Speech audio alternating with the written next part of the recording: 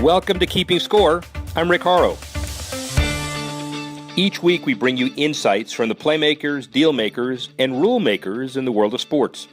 I'll give you my take on some of the items of the week using my 30 years of experience doing deals for teams, leagues, and players in the $750 billion business of sports. Plus, we'll talk with a central figure in the sports world. The views expressed in this podcast are my own and do not represent the views of Reuters. Let's get started.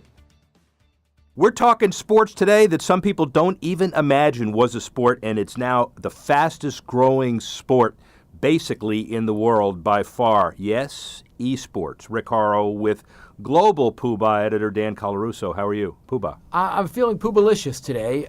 Good. I will tell you, Rick, I will give you your props because as an older gentleman, let's say, you were one of the first people to kind of turn me on to kind of the impact esports was having economically, across the mediums and across the news platforms and also across the leagues and the franchises. So, I mean, the growth has been spectacular. I mean, this has gone from being a backwater to, or at least a nascent thing, to being instantly recognizable, right? Yeah, I do appreciate the fact that being in my second half century, you did give me some kudos in some context for it's about time. But in this one, as far as the ability to identify something that's traditionally been millennial related, but this is way, way, way beyond millennials, as we'll see. And then we're going to add this to our regular rotation, esports. It's a big deal.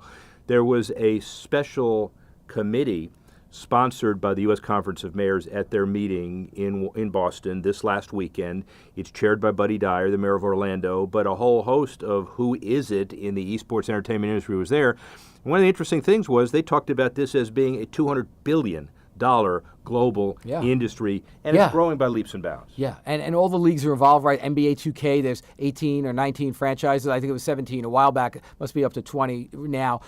In the NBA 2K, the Wilpons have an esports venture. I mean, everyone on it is probably hurt, but the esports, the Wilpons, it can't pitch. So all the traditional sports players again involved. I think there are three interesting things that we talk about here. With this, we talk about a young audience.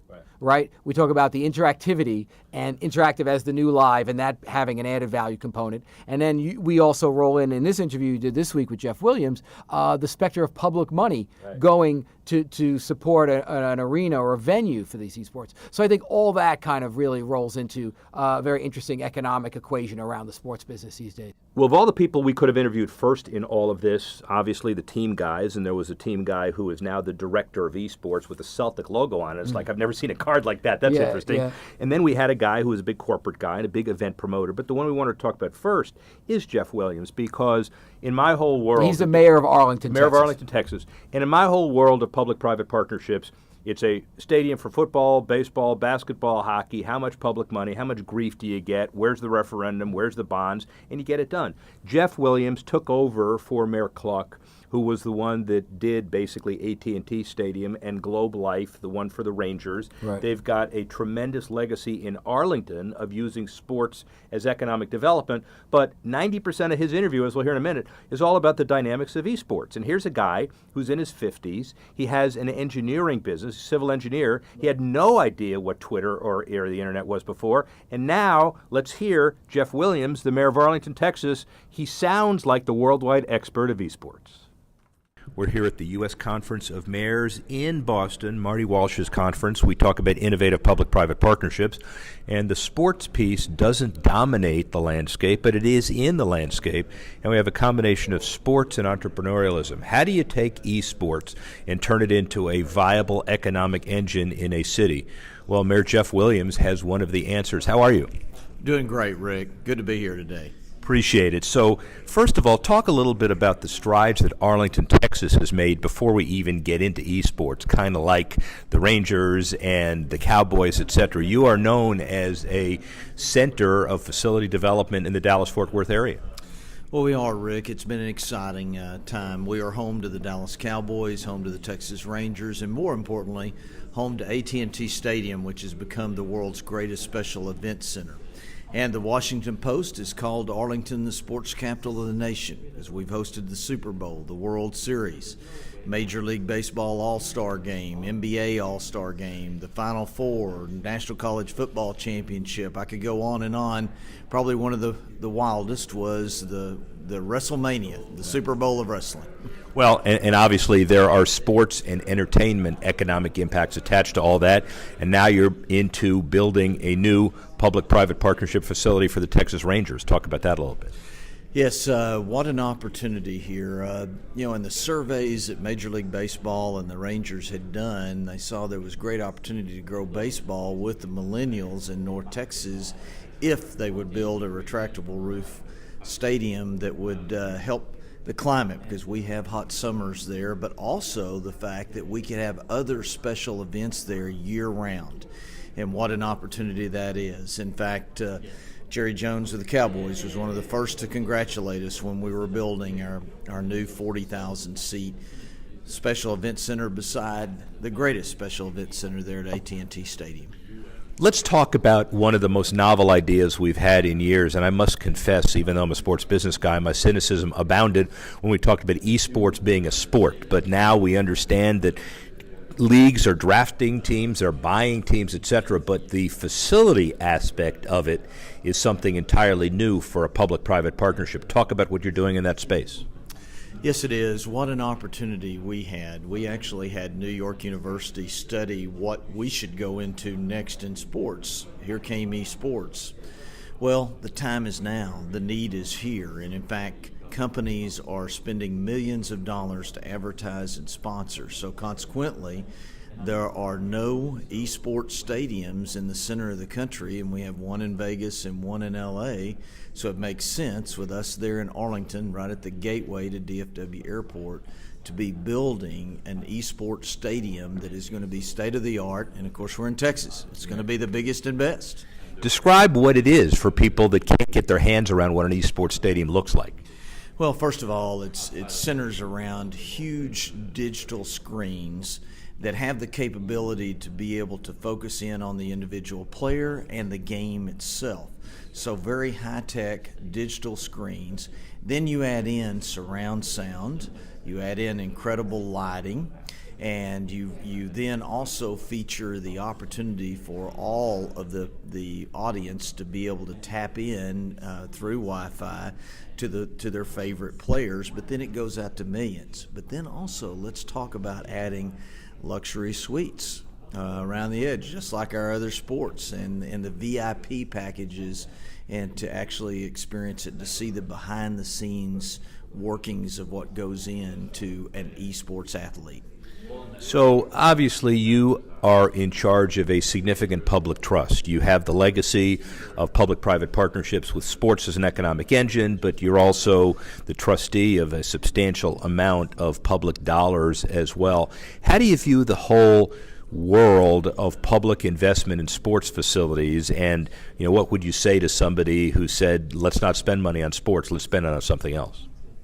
Well, it's very important now, and especially in our communities, that we do invest. We don't bury the tax dollar, we invest it so that we can multiply it, so that $1 turns into $3 or $4 we have to spend to repair our streets and take care of public safety. Well, in Arlington, Texas, we have had decades of experience of making money on sports. And consequently, our city, we have some of the lowest property and sales taxes of anywhere in the country because of the return that we have. So this made sense for us because we do know how to partner and work. And coincidentally, we had 4 of our local sports team owners to buy esports franchises. We had the Cowboys and the Joneses. We had 2 of the Ranger owners to each buy a team, and Mark Cuban with the Mavericks bought a team. So the interesting piece, obviously, is that your existing owners believe in the future of esports, but as the trustee of the public dollars that go to a facility like this, the predictions of success for esports, what basically sold you on the sport as a sport? Rick, that's a great question, because we did a pro forma. We actually went through and looked at what are the sources of revenue that could take place here. And of course, the obvious one is you have the space rental to the esports tournaments. You have the ticket sales that are going on. Then you also have the advertiser and sponsorship dollars, but then also the opportunity through the networks of live streaming and TV producing. And it's pretty amazing. Who thought people would be watching poker on TV? And now we see, conversely, the world of gaming is so much more engaging. And then we also see the invention of virtual reality, an augmented reality, and the climb to that. That's a part of our tourism. Right now, go to the Harry Potter world, and you see very much of that. So it is, and then when you see the amount of money that's being expended by great corporations because they want to advertise to the millennials, and so they're advertising with esports, that literally has made up hundreds of millions of dollars now in this industry. It also has caused very successful business people to buy these teams. Well, for us, when we looked at all the opportunity to share in each of that, and literally just remodeling an existing space into something that we can use for a lot of different things, even beyond esports, it was a no-brainer, and we have moved quickly. You have absolutely moved quickly, and therefore the question about competitive landscape. Cities are in an arms race for teams and for mega events. What is the competitive landscape relative to esports tournaments? Well, I think it's going to be very competitive, and that's why we wanted to move and be one of the first out of the gate and establish ourselves as a leader in esports. So consequently, we are remodeling an existing space.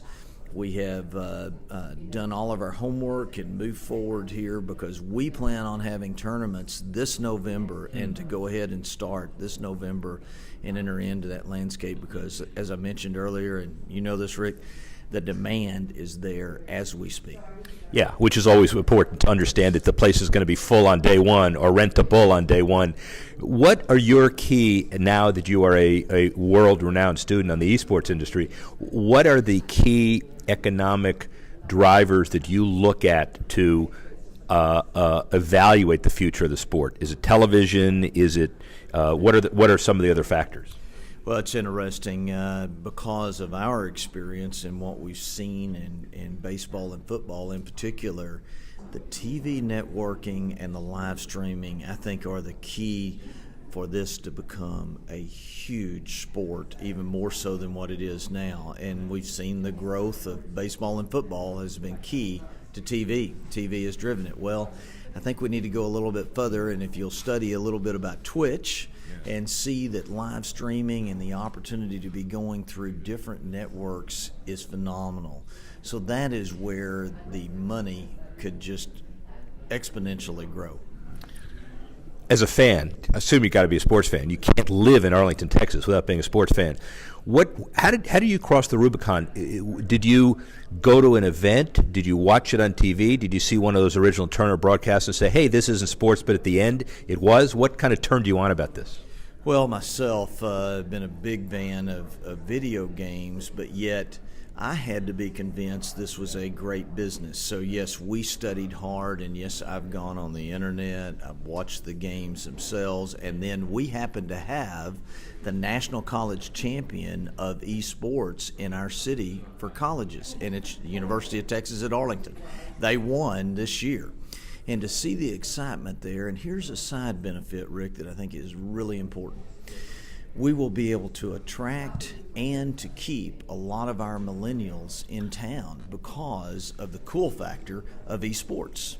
How hard was it to sell politically your council, a bunch of naysayers, the media, the newspapers about this as being not only a sport but a good public-private investment in the business? Well, it was very interesting. Needless to say, I have a council that has several retired people, older people, very conservative business people, but however, when they were able to study it themselves and look at the numbers and then look at the popularity of it, it went quick. But however, the study and homework had to be done first. But after that happened, they are all in, and I can tell you the enthusiasm for esports. It's amazing when I go around, I hear we are home to the Cowboys, home to the Rangers, And yet, everywhere I go, people want to talk about esports. That's the topic of conversation these days. And this is international broadcast, international distribution. One of the other beauties of this, I think, is because of the way media travels these days, the tournaments don't just have to be localized to North America. You can be a destination around the world as well? Yes, the video gaming has been around a long time, in fact, several decades. And so consequently, there are video game participants and fans already established around the world, not just here in the U.S., so they're all ready to go. And then the communication, because right now a gamer in Arlington, Texas may be playing someone in Thailand. It's an amazing thing. The Supreme Court has allowed all states to enter the feeding frenzy of organized gambling. Some states are doing it quicker than others. Some states want to take a piece for infrastructure. Almost everybody does. Some teams and leagues want to get in the middle of that. Somewhat related, but somewhat separate too. Where does that all fit in your world, and how do you feel about that? Well, we're studying again. We have a change now in the opportunity here for sports gambling and how it is and what it is, and then we even hear the term of an integrity fee potentially being charged by the professional sports franchises. So don't have an answer yet, Rick, because we need to study more, but we are studying it. So is everybody else in the world. We're trying to figure out how to deal with that. The future question as well about the Olympics. It used to be the conversation about this wasn't a sport. Now, Thomas Bach, the head of the Olympic Committee, and others are saying we need to study it as well. As long as we don't have violent games in the middle of it, we might be interested in doing it ourselves. How do you see that all playing out?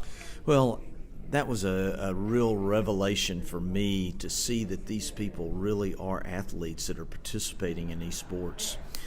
They have nutritionists, they have trainers, they are being put through both rigorous physical and mental competitions. So I think it's very worthy of an Olympic sport. So bottom line is, next 5 years, City of Arlington, where does this facility go? What does it look like? What kind of events are happening, and the economics of it? Talk about that. Well, imagine a world event of esports in which we have our esports stadium generated. We have our 40,000-seat new Texas Rangers ballpark with a huge 200-foot screen that we see demonstrations taking place and tournaments taking place there, and the big kahuna, AT&T Stadium, having all of that energized, all for esports. And in fact, if you see a video game on a 60-yard by 70-foot tall screen, it is a sight to behold, and I've seen that in AT&T Stadium, and it could be a spectacular world esports event in Arlington, Texas. Problem with Mayor Jeff Williams is that he's not passionate enough about what he speaks about. I'm moving from Jupiter, Florida today to move to Arlington just so I can support this project. Jeff Williams, thank you very much. Thank you, really Rick. Appreciate it. So Jeff Williams has a lot of perspective on this, and at the end of that panel discussion we had, there were 15 mayors who were all lining up. They don't line up for anything at the end of these deals because there were other committees that were happening, but they all lined up. Where do I get a prepackaged kit of how to do this kind of thing? Right. And of course, and we'll talk about it, but one of the beauties is that cities can take an active role. They can actually sponsor game makers, bring those businesses in. They can put events on, like Jeff Williams did in this convention center, or they can also have teams and leagues who come in. There are a lot of different things, and it's not the zeros that are caused by building new stadiums, new arenas. Same economic impact, same people coming into town, but a lot cheaper. That's a big takeaway. Right, a lot cheaper, a lot less stress on the infrastructure. What I thought was interesting about that is that Arlington didn't have a plan. Right, they knew they had a plan to make more money and squeeze more out of the sports stone, right? So they went to NYU and the business school there, and they were able to come back with a study and say, hey, here's something you should look into. And now Arlington had to answer for itself, what makes an arena good for esports? What's a good esports venue? And it was interesting, you talk about the screens and the sound, and you worry about, when you hear about like Barclays Center, great sight lines for basketball, terrible for hockey. It's caused a big problem. You don't have that problem in esports, right? Because you can make anything better by placing screens. So you have that. You have audience interactivity. You have AR and VR possibilities. But then you talk about luxury suites. And that, all of a sudden, it sounds like the NFL. And the economic equation feels there on a corporate basis around sponsorships, right? So that's that dynamic, almost the same dynamic. Sponsorships, by the way, it's not just your dad's sponsorships. It's AT&T, it's Ford, it's the big guys who those are are my understanding dad's sponsorships. There's your dad's sponsorship. Right. But now we got the kids, 18-year-olds, who are also with the big zeros, and this is bigger than anybody would have thought. The other piece of this which is important is that the economics are almost exactly the same.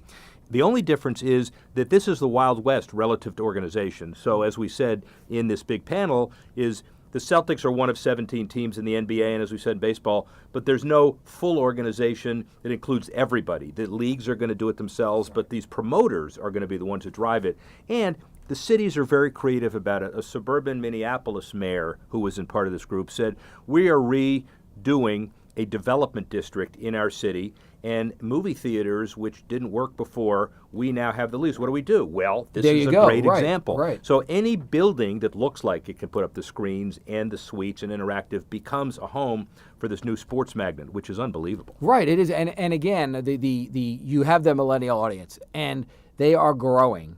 It's a huge audience. That's why we have to cater to them, right? They're starting to make money. This is an accepted leisure activity now. And, with the platforms, whether it's YouTube, whether it's Twitch, whether it's Twitter, whether it's wherever, you're able to find this community. You're able to plug into it. You see the success of Fortnite, and that's been, people get paid huge amount of money from sponsors to play Fortnite. So there's this whole kind of dynamic going around and this whole industry going around. And I think what's interesting from an old media guy's point of view, Rick, is that live streaming, which is a second fiddle in every other sport, right? It's the add-on deal. It's hey, we got 2 games of the NFL on Yahoo. All of a sudden is the primary platform for these things. And TV is kind of an offshoot. It's a nice one. But this is where live streaming is going to come into its full valuation. Yeah, in terms of sports, right? That's a wonderful concept because at the same time, we heard last week that Amazon bought the exclusive streaming rights to the Laver Cup, which is now going to be a new major they're trying to get that's sponsored by Rod Laver, et cetera. Right. The most important thing is not that Amazon's involved because they're dabbling in a lot of this stuff, but it's exclusive relative to everybody else. So all of these other networks we're talking about are now trying to kick everybody else out. And from a media perspective, what's the big thing that everybody wants to preserve? Well, it's the reality TV aspect. You can't tape it because you're not going to know what's going on. Yeah. And esports is exactly the same thing. Yeah. I don't know what the score is because I haven't cared up until today, and you certainly don't. Right. But if you don't watch it then, somebody's going to tell you, so you better watch it right away. Right, exactly. And the audience is this great identifying element between the audience and the players. I can't identify with, Mike Trout. Right? You can't identify with Peyton Manning. Right. But you know what? If I'm a video game player at home, if I'm a gamer, I can identify with the person playing the esports because basically I can do that, or maybe he's great at it, but I can aspire to it in a much more resonant way. And it flattens out the world is getting flatter, right? So it flattens out the distance between the audience and the game. And interesting concept. So Mark Miles, who runs IndyCar racing, and he is looking at evaluating his entire sports platform. He wasn't there, but we had a conversation about what to say, and he said, look, tell these people that this is the most important thing to me, because when you look at those 700,000 people at Indy 500, well, they can't play basketball, but they sure can drive a car. Yeah, and they can drive a car with esports. And actually, Miles, IndyCar does have a deal that includes some esports in it, right? The new NBC deal, right? 2 weeks ago, we talked with Mark. Yes. And this was a classic, where do we go? And now this is a big industry like everyone else. So enough fawning over the esports. Yeah. You tell me, what's going to be the development for the league? What's going to be the way? The NBA is there. MLB, NFL, NHL will probably get there. But what's going to push them there to make it an economic imperative as opposed to a tangential derivative, and not in a bad way, but a tangential derivative business? That is a wonderful question because the structure, leverage, control isn't that obvious. The leagues, as we said, they'll all do their thing. Cities want to do their thing and organize. The television networks want to as well. But the gaming companies are also gaming companies, promoters. This next generation esport company, which really preempts the field, was there as well, and they're really prolific with the number of events they have. So does the promoter control, kind of like boxing, kind of like UFC? Where does the overall structure go? Right. I can't answer that, but based on what we heard at this panel, 5 or 6 different entities kinds of entities have a chance of controlling this industry. And the one thing we both know is, A, you and I better study a lot about it because we're old and we better know about it. And B, this thing is a $200 billion industry, but it's growing really fast. Yeah, but to me, that seems like a risk factor. Anytime you compare an organizing principle of boxing Yeah. to something, well put. it's a risk factor. Or maybe wrestling. It's now, a risk wrestling, now factor. WWF is a little bit different, though. Right, but that because took a of their long time economics. to happen. Yeah, it Remember, did. I mean, there used to be Yeah. 3 or 4 different wrestling Yeah. leagues in the U.S., and it took WWE to get really corporate to get in there. There's going to have to be that kind of roll-up tendency, and who's going to be driving it? Is it going to be Amazon driving it? Is it going to be Activision driving it? Is it going to be the NFL driving it? And we know all of them think they should be driving it because they all see themselves as the preeminent asset. But who's going to win? How's that struggle going to play out? Well, the beauty of this, as always, is that you can tell we're both pretty passionate about this as an emerging sport.